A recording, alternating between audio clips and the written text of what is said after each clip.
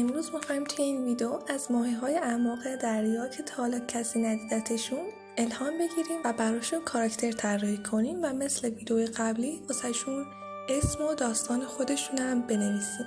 پس بزن بریم. اولین ماهی اژدها ماهی سیاه یا همون بلک دراگون فیش هست. برعکس بقیه موجودات خانومیای این ماهی‌ها قوی‌تر از مرداشون هستن. به خاطر همین منم خانومیاشون رو انتخاب کردم برای طراحی و سعی کردم چهرهش رو یه جوری طراحی کنم که پیدا باشه چقدر دیوونه و خطرناکه و هر کاری ازش برمیاد. مثل خود ماهیش براش دندونهای تیز طراحی کردم. برای اینکه خطرناکتر به نظر برسه سعی کردم که توی کل طراحیم بیشتر از شکل‌های تیز و مثلث استفاده کنم. این ماهی سرش از بدنش پهن‌تر به نظر میاد و جدی شبیه یه اژدهاه. منم توی طراحیش از دم خودش استفاده کردم که خیلی هم سخت بود طراحیش. از اونجایی که این ماهی گوشت خواره و شکارچی، منم براش داس طراحی کردم به عنوان سلاحش. کلا طراحیش منو یاد اون خانم ایزما توی زندگی جدید امپراتور مینداخت و حس میکنم یکم اخلاقاشون شبیه همه. بلک دراگون ها بدنشون نور مادون قرمز تولید میکنن. نور باعث میشه بتونن بقیه ماهی ها رو برای شکار کردن ببینن، ولی بقیه ماهی ها یعنی طعمه هاشون نمیتونن اونا رو ببینن. پس منم اون قسمت هایی که ازش نور میاد و به شکل اسکلت کشیدم که خطرناکتر به نظر بیاد. برای رنگ کردنش این دفعه از یه روش جدید که فقط کریتا دارتش استفاده کردم که خیلی هم خفنه. فقط کافیه چند تا خط یا نقطه یا ضرب در بذاریم، بعدش خود کریتا برامون نقاشی رو رنگ کنن. خیلی باهوشه و واقعا از خود من بهتر رنگ میکنه. اسم این کاراکتر هم میذاریم بلادرا، ترکیبی از بلک و دراگون. همونطور که گفتیم خیلی دیوونه و خطرناکه. سلاحش داستشه، بدنش برق میزنه با نوری که هیچ کس نمیتونه ببینته، یعنی همون نور مادون قرمز. چشماش میدیدن چیزایی که هیچ کس نمیتونست ببینه. بلادرا توی اعماق دریاها به دنیا اومده، جایی که نه صدایی بود نه نوری، و چون خیلی خطرناک و دیوونه بود بزرگان دریا اونو تبعید کردن به آخر دریا. بلادرا به آخر دریا میره و برای خودش جنگجو و سرباز جمع میکنه تا نقشه انتقام از اون آدمایی که تبعیدش کردن رو بکشه و خودش جای اونا رو بگیره. اینم از نتیجه طراحی بلادرا. کاراکتر بعدی اختاپوس شیشه‌ای هست. این اختاپوس یه جورایی ژله‌ای و مثل شبح دریا میمونه. هیچ رنگی نداره به غیر از چشم‌ها و رشته‌های عصب بینایی و دستگاه گوارشش. به غیر از اینا دیگه هیچ جای بدنش پیدا نیست و بقیه شیشه‌ایه. خاطر همین بهش میگن اختاپوس شیشه‌ای.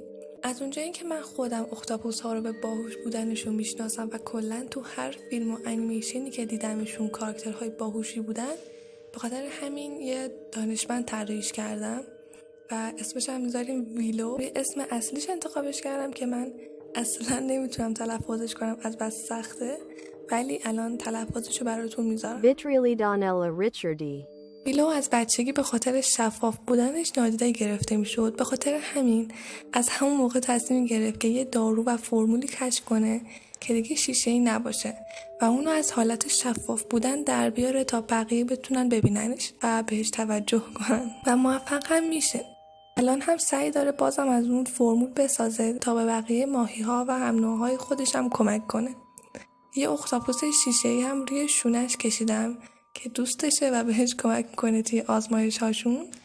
این اختاپوس هم توی اعماق دریا زندگی میکنه مثل بلک دراگون، ولی خیلی اطلاعاتی راجبش وجود نداره که من برام سوال شد که چجوری تونستن راجب بلک دراگون اطلاعات به دست بیارم ولی راجب این ماهی نه.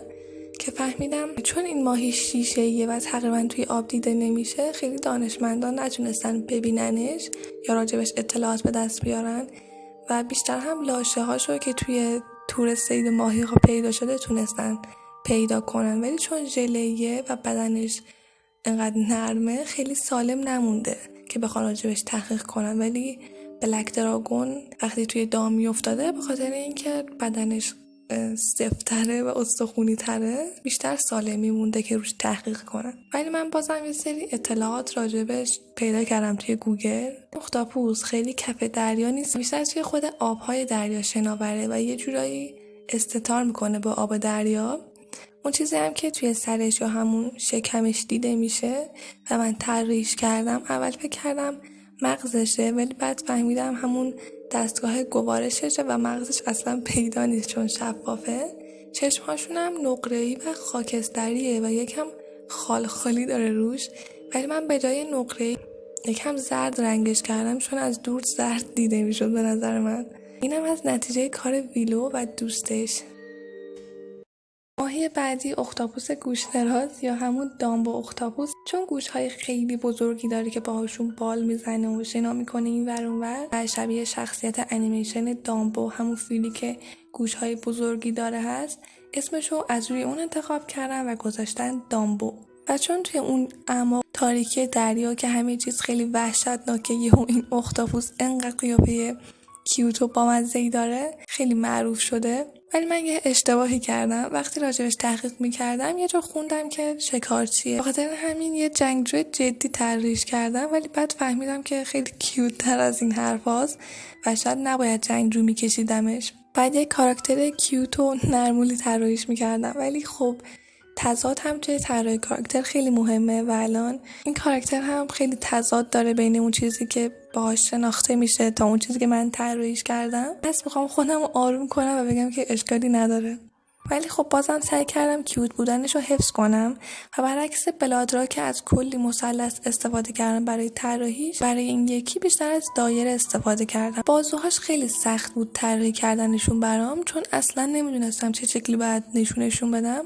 آخرش هم چند تا بازوی کوچیک بیرون زده از شنلش براش طراحی کردم.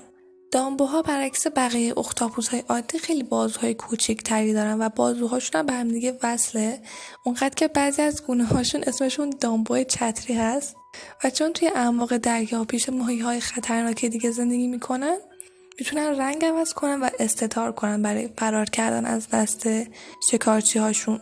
برای رنگش هم دقیقاً از رنگ‌های خودش استفاده کردم، ولی اون قسمتش که بنفش میره رو به سفید و هر کاری که میکردم درست نمیشد، به خاطر همین به جای اون سفیدی فقط چند تا موج سفید کشیدم. اسمش هم همون دامبو میذاریم از روی اسم خودش. دامبو یه پسر بچه ساکت و آرومه که وقتی بچه بوده پدر مادرش رو از دست میده، به خاطر همین از همون موقع جنگیدن و مبارزه کردن یاد گرفته تا از خودش و خواهر برادرش در برابر شکارچی‌ها مثل دلفین و کوسه ها که توی دنیای واقعی هم واقعا شکارچی هاشون هستن محافظت کنه. این هم از نتیجه کار و 3 کاراکترها کنار هم دیگه. اگر از این ویدیو خوشتون اومده میتونید این پلیلیستی که من تازه ساختم برای طراحی کاراکترها رو نگاه کنید. اولین پلیلیست کانالمه، بخاطر همین خیلی ذوقشو دارم، پس حتما یه سر بهش بزنید. مرسی که تا آخر ویدیو نگاه کردین. لایک و سابسکرایب یادتون نره و خدا نگهدار.